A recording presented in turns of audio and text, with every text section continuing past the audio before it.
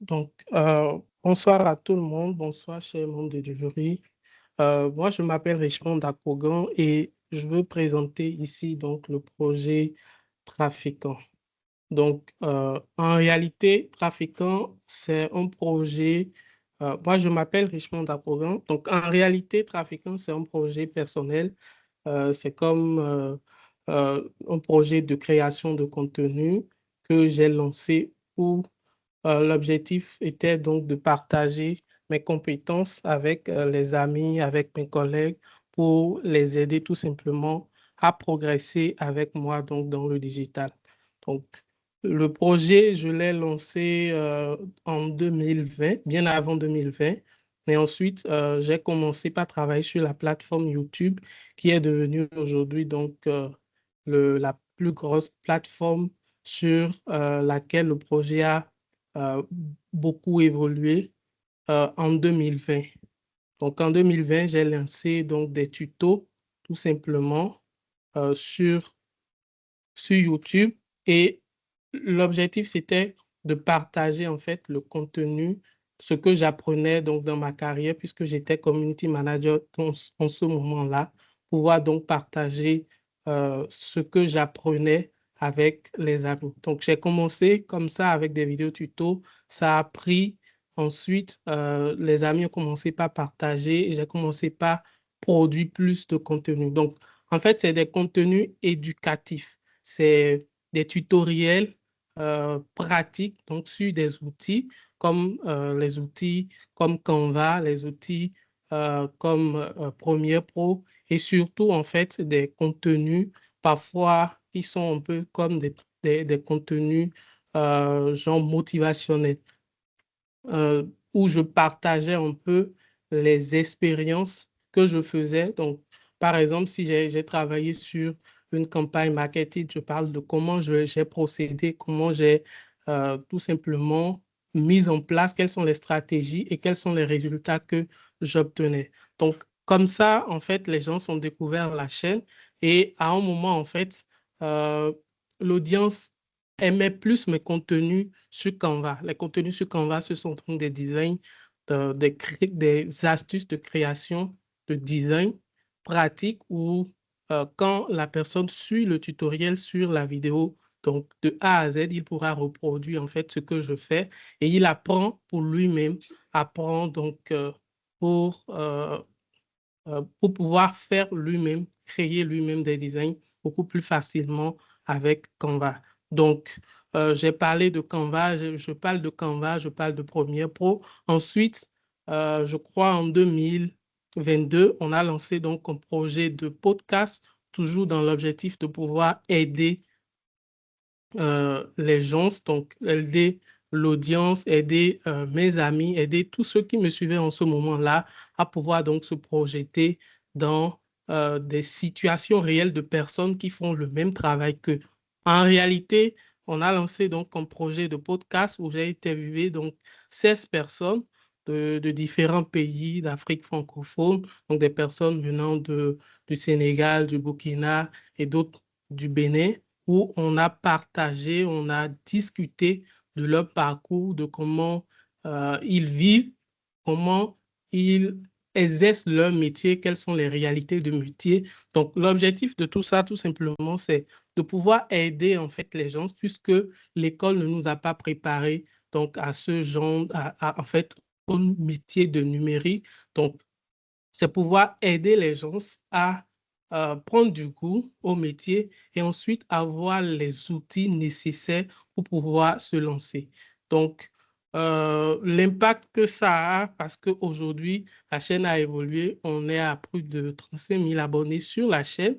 Pour le podcast, on a fait donc les 16 séries d'interviews et ça a été écouté par plus de 40 000 personnes. Aujourd'hui, on reçoit pas mal de témoignages sur le podcast, sur l'effet et l'impact que cela a sur les gens. Et puisque c'est en fait un projet de création de contenu éducatif, les gens, avec le temps, ont commencé par manifester des intérêts sur les formations. Donc, au-delà de l'aspect création de contenu, de partage d'expérience, aujourd'hui, je fais des descentes sur le terrain. J'ai par exemple travaillé, intervenu sur le programme WISPA de Etrilab. J'ai également intervenu sur le projet Village du Digital de René Vodjo et plein d'autres événements comme ça où je forme les gens donc à l'utilisation de l'outil Canva et à la professionnalisation donc de ce qu'ils font pour pouvoir être visibles un peu sur Internet. Donc, en réalité, c'est le but principal donc, du projet, pouvoir aider les gens, pouvoir devenir ou être donc une sorte d'échelle pour la jeune génération qui n'a pas été apprêtée pour en fait ce qu'ils font aujourd'hui pour la majorité. Moi, j'ai fait donc l'UAC, j'ai eu une licence donc en sociologie, mais aujourd'hui, j'enseigne les outils numériques. Donc, j'aimerais pouvoir aider en fait la jeune génération à tout simplement se lancer et avoir donc les outils, ne pas faire les erreurs que moi j'ai fait au début. Et tout cela aujourd'hui m'a valu donc l'identification par Canva, donc la plateforme dont je parle le plus sur les réseaux aujourd'hui. Ils m'ont identifié, ils ont identifié mes contenus, ils m'ont envoyé des GIFs et je suis aujourd'hui donc leur ambassadeur où je partage des contenus et je fais un peu la promotion donc de certains de leurs produits directement à travers mes canaux. Voilà. Merci. Merci beaucoup, Monsieur Dagoga, pour la présentation, pour avoir partagé avec nous cette expérience que vous avez faite. Je vais demander aux collègues et qui sont connectés de prendre la parole, de se manifester s'ils ont des questions d'éclaircissement, de bien vouloir se manifester en levant la main.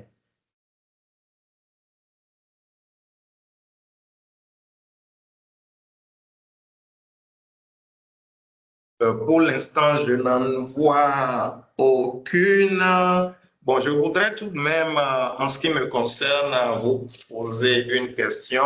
Bon, vous avez dit que vous avez commencé à produire du contenu juste pour partager vos expériences.